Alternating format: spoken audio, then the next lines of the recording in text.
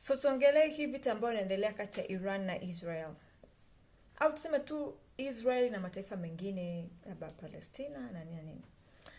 Najua ushapick side au haujapick, au wewe ni Mkristo na in your church au imani yako inavyokutuma wewe ni kwamba unatakiwa uwe kwenye side ya Israel kwa sababu Israel ni taifa teule, taifa takatifu. And tuna find every single reason to justify kwa nini tunatakiwa kuwa kwenye upande wa Israel. Well,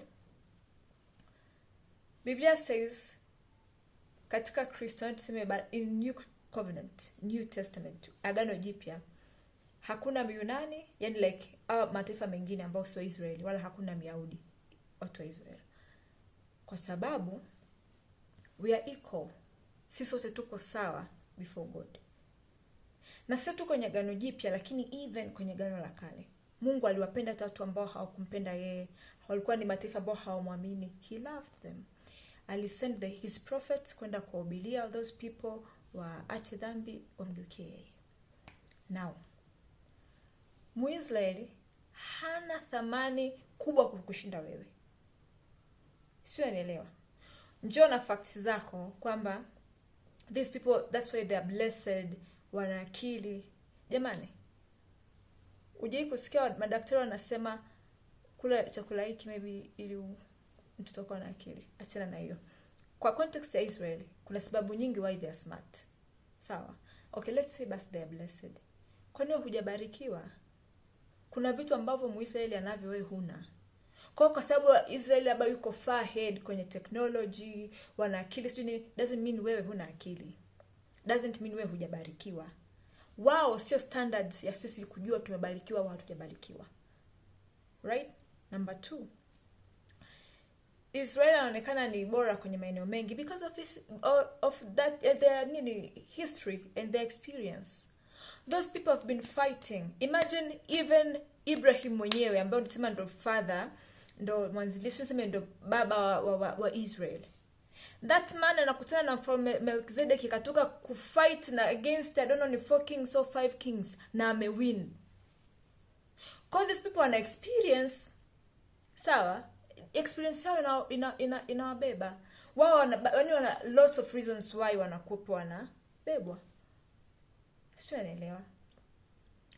Kwa hiyo don't come here to tell me na support Israel kwa sababu mimi ni Mkristo. Huo sio Kristo. Hizi vita zimekaa kisiasa, zipo kwa maslahi ya kisiasa.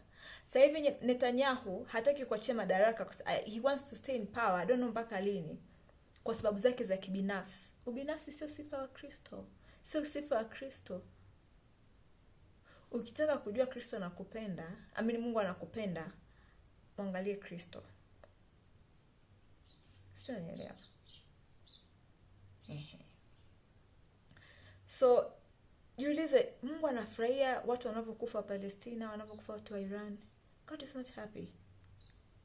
Watu wako kwa sababu zao kwenye madaraka. Kwa hiyo, kabla hujashabikia, think fast. And watu wanaopoteza maisha ni sisi binadamu wa kawaida, watu wa chini. Nasema vita mafari walikuwa wanapigana nyasi ndo ambazo umia.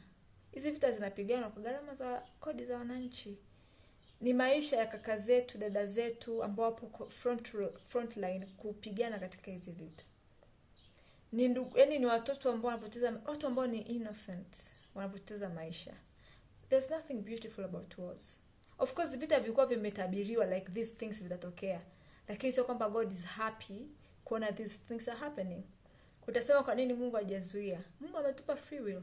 And of course anatuambia ni kitu gani sahihi cha kufanyika, lakini kwa sababu mwanadamu anapangaga tu yeye hasi. Unafikiri ni nini then? Ni consequences. Haya yote ni consequences za maamuzi yetu ya kipumbavu, ya kibinafsi, yasiyo na maana. Sio, unaelewa? So don't pick side. Instead, pray for peace. Na ikitokea watu ambao mna akili timamu mnataka kuingia kwenye nafasi, ingieni. Right? Kuna watu wengine wanafanya vitu hata mtu ambaye basi asali, anaona kabisa hiki kitu make sense. Anyway,